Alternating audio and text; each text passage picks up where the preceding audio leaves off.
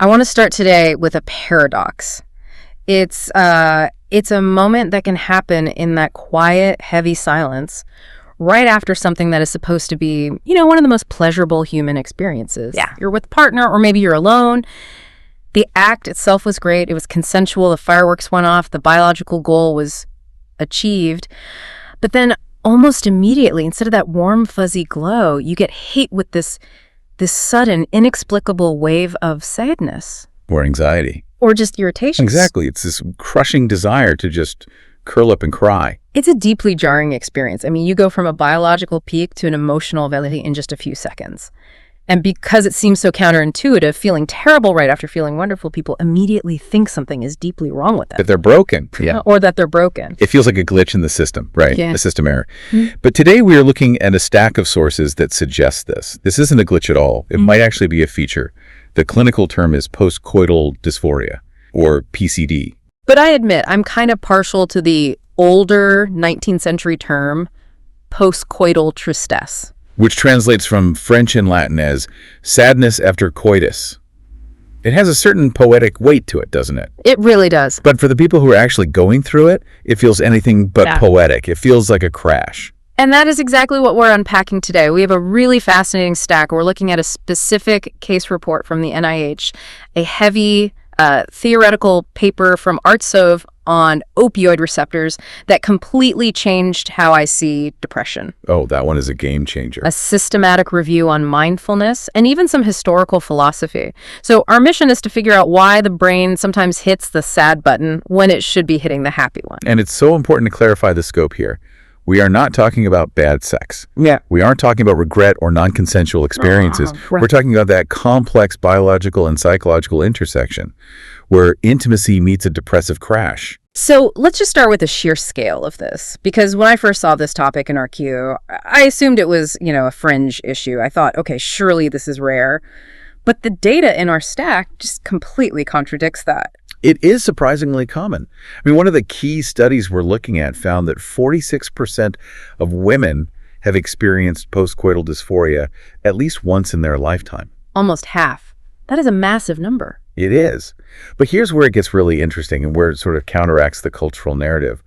The numbers for men are significant too. Yeah, we have the stereotype that for men, sex is just simple, mechanical, high fives all around. Exactly. But the studies show that 41% of men have experienced it in their lifetime. And about 3 to 4% of men deal with it on a regular, chronic basis. That 41% figure is the one that really stopped me. It just completely busts the myth that men are immune to the emotional complexities of sex. And the sources mentioned it's not just with a partner, right? This can happen solo. Correct. A 2020 study found that PCD symptoms were present after masturbation as well. About 46.6% of participants reported it in that context. Huh. And it's a critical detail because it tells us this isn't solely dependent on, the dynamics of a relationship. You can't just blame awkwardness with a partner. This is something happening internally, biologically. And it's not just some modern problem caused by dating apps or our modern anxiety levels. People have been writing about this for centuries. Millennia, actually. There's this famous maxim. It's often attributed to the Greek physician Galen, though historians kind of debate the attribution. Okay. The quote is, "Every animal is sad after coitus, except the human female and the rooster." I am still trying to figure out what the rooster has to be so happy about. That is a deep dive for another day. But if we move to the 17th century, the philosopher Baruch Spinoza wrote about this. He observed that after sensual pleasure, the greatest sadness follows. And he noted that this sadness confuses and dulls the mind. And then you have Arthur Schopenhauer, who just brings the drama. He wrote that directly after copulation, the devil's laughter is heard. It is dramatic, but it captures the feeling perfectly, that sudden, jarring shift from a peak experience to a feeling of emptiness or mockery. The takeaway here is that this feeling is part of the human condition. It's not a new anxiety. It's a biological reality we've been trying to explain for a long, long time. Okay, so let's try to explain it. We need to answer the why. Is this just a simple case of what goes up must come down, the whole chemical withdrawal theory? That is the standard theory, yes. Yeah. We know that during sexual activity and orgasm, your brain is just flooded with dopamine, oxytocin, prolactin. It's a chemical high. Right. So the standard thinking is that once that activity stops, those levels just plummet. You're essentially going into withdrawal. It's a chemical void. Like a sugar crash, but for your soul. Exactly. But honestly, that explanation always felt a bit passive to me. It describes what happens, the levels drop, but not why the body reacts with such specific sadness or anxiety. And that's why the paper from ArcSiv on the dynorphin theory of depression is the most technical, but I would argue the most important part of our stack today. It reframes this not as a lack of happy chemicals, but as the active engagement of a survival mechanism. This was the part of the research that really blew my mind. Walk us through this dynorphin theory. So we all know about the fight or flight response, right? That's your sympathetic nervous system just revving up to handle a threat. Mm-hmm. But this paper argues that animals and humans have another innate fundamental survival response called disengage. Disengage, as in I give up. Precisely. It's a withdrawal response. Mm-hmm. The theory posits that this response is mediated by a specific opioid called dynorphin. Wait, pause there. I thought opioids were painkillers. Like, I thought they made you feel good, the runner's high and all that. Not all of them. And this is the crucial distinction. Endorphins bind to mu-opioid receptors, which give you that euphoria and pain relief. Dynorphin is different. It acts on the kappa opioid receptor, or KOR. Mm-hmm. And when this system gets activated, it doesn't make you feel good. It suppresses dopamine. It dampens the reward circuitry. It creates a feeling of dysphoria, aversion, and numbness. So the body has a specific chemical key that it turns when it wants you to feel terrible. Why would evolution keep that around? To save your life. Imagine an animal trying to escape a predator or fighting for territory, and it's losing. Or it's exhausted. Continuing to fight is just a waste of energy that leads to death. Right. So the body releases dynorphins to slam on the brakes. It signals the organism to stop, to withdraw, to hide, and to conserve energy. Okay, let me try to map this onto sex. Sex is a high-energy, high-stakes activity. The body's firing on all cylinders. Exactly. And once that goal is achieved, the orgasm, the biological imperative, the body might overcorrect. The theory suggests that the post-sex blues could be a temporary, acute activation of this dynorphin system. Your body is basically chemically shouting, disengage, withdraw. The task is done. Stop spending energy. So the sadness isn't really an emotion in the traditional sense. It's a biological brake pedal. That is a perfect analogy. It's a brake pedal. The paper even links this to major depressive disorder, suggesting that clinical depression is essentially this disengaging system, getting stuck in the on position. Wow. But in the context of sex, it's a temporary spike. It reframes the sadness as a survival mechanism, not a flaw in your personality. That makes it feel a little less personal, doesn't it? It's not that you're unhappy with your partner. It's that your kappa opioid receptor is yelling at you to go into hibernation mode. It certainly helps to view it through that lens. But, biology is rarely the whole story. We can't ignore the software that's running on that hardware. We have to look at how that biology interacts with our personal history. Right. And this brings us to that specific case report from the NIH. This was a really compelling story because it challenges that idea that PCD only happens when something is wrong with the sex or the relationship. This was a case involving a 24-year-old male law graduate. And this detail is important because on paper, everything was going right. He was successful, happily married, good relationships at work. But for 6 months, every time he had sex with his wife, he would just spiral. And we aren't just talking about feeling a little blue here. The report described crying fits, irritability, and low mood that lasted anywhere from 30 to 90 minutes. And crucially, he had no sexual dysfunction. They used the ASEX scale, the Arizona Sexual Experiences scale, and he scored a 10.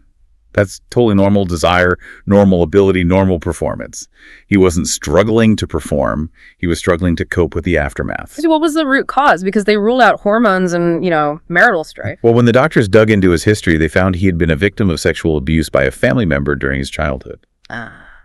So even though his current life was safe and consensual and he loved his wife, the act itself was a trigger. It's what we often call a body memory. Even if his conscious mind was present and willing in his marriage, the physiological arousal and the act of sex were subconsciously linked to that past trauma. So that disengager response we just talked about. For him, it wasn't just a brake pedal. It was an emergency stop, supercharged by the shame and guilt associated with that abuse. That is heartbreaking, but also really important to recognize. It shows that PCD can be a delayed echo of trauma. Yeah. You can think you've processed it, but the body keeps the score. Does. And the report noted an interesting gender difference here, too. While women with PCD often report the primary symptom as sadness or mood swings or tearfulness, men in these studies often describe it as low energy or unhappiness. But in this case, the severity of the crying fits really highlights how deep that trauma link can be, regardless of gender. But I want to pivot a bit here because I don't want listeners to think, oh, I don't have severe childhood trauma, so this doesn't apply to me. There's a whole other angle here that is strictly about the present relationship dynamics. Absolutely. We have to talk about relationship depression. Now, this isn't a medical diagnosis in the DSM, but it's a very real state described in our Medical News Today source. It's where the dynamics of the relationship itself fuel depressive symptoms. And this ties into something called the intimacy gap or desire discrepancy. Right. In a lot of relationships, partners have mismatched levels of desire. One wants it more, one wants it less, and this creates a pressure cooker. Sex becomes a source of stress rather than connection. Yeah. So if you are the partner feeling pressured or the partner feeling constantly rejected, the act of sex, even when it does happen, is loaded with cortisol, not just connection. We saw a really raw example of this in the Reddit thread we looked at. There was this user who described feeling, and I'm quoting here, constipated with emotions. That was such a visceral description. It was. She talked about being terrified of intimacy because, in her words, they may do things to hurt her in the future. She was basically just holding her breath emotionally. That is a classic textbook expression of what psychologists call avoidant attachment. Unpack that for us, because I think people hear avoidant and just think cold, but it's more complex than that. It is. People with avoidant attachment often crave connection just like anyone else, but they have this deep-seated fear that vulnerability will lead to pain. So when they actually engage in intimacy, when they let that wall down for a moment during sex, the immediate aftermath is panic. The constipation she describes is likely the suppression of that need for connection because it feels dangerous. So for someone like that, the post-sex blues is basically a vulnerability hangover. That is a perfect phrase for it, a vulnerability hangover. You opened up, you survived it, but now your defenses are rushing back in, screaming, "That was unsafe, close the gates." So we have the biological crash, the dynorphins hitting the brakes, we have the trauma echoes, and we have the relational anxiety or attachment styles. If you're listening to this and nodding your head, the big question is, what do you do about it? Do you just have to live with the devil's laughter? Not necessarily.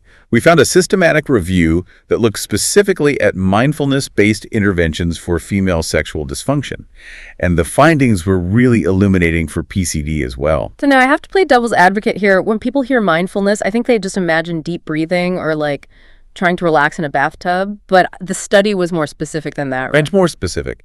The interventions involve things like body scans, where you non-judgmentally observe the sensations in your body from your toe to your head and just being present in the moment without trying to change it. And the results were surprising. They were.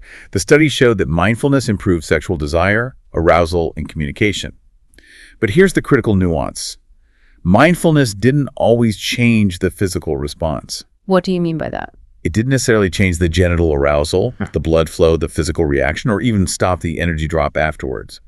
But it significantly improved the subjective experience. It changed how the women felt about what was happening. That is a huge distinction. So your body might still do its thing, maybe even the dynorphin crash still happens, but mindfulness changes how you interpret it. Exactly. Instead of feeling the sadness and thinking, I am broken or my relationship is failing, mindfulness allows you to observe the sensation and say, okay, I am feeling a wave of sadness. My chest feels heavy. My body is disengaging. This is a sensation. It creates a buffer between the feeling and the spiral. It aligns the mind and the body. You stop fighting the physiology. It does. And, practical advice from our Healthline source backs this up. The first step is to not ignore it. Don't hide the tears in the bathroom. Check in with yourself. Ask, do I feel safe right now? Did I just relive a memory? And communicating with your partner seems key, though probably the hardest part. It's hard, but it's essential. Think about it from the partner's perspective. If they see you crying or withdrawing after sex, their immediate assumption is often, I hurt you, or you didn't enjoy it. Which can lead to them pulling away, and that just reinforces your own feeling of isolation. Right, it becomes a feedback loop of disconnection. But explaining, hey, I enjoyed this, but my body has this reaction afterwards and I just need to be held, can transform a moment of disconnection into a moment of safety. And we should probably mention, for severe cases, especially where this is tied to broader depression or deep trauma, like in our case study, there are medical options. Yes, the NIH report mentioned the use of SSRIs antidepressants, which help the patient in that case study reduce his anxiety levels. Though, as we often discuss, SSRIs can have their own sexual side effects, so it's always a balance. It's a conversation for a doctor, but the point is, you don't have to just white-knuckle it alone. Okay, let's bring this all together. We've gone from Galen's rooster to kappa opioid receptors to vulnerability hangovers. What is the big picture here? The big picture is that post-coital dysphoria is a perfect storm.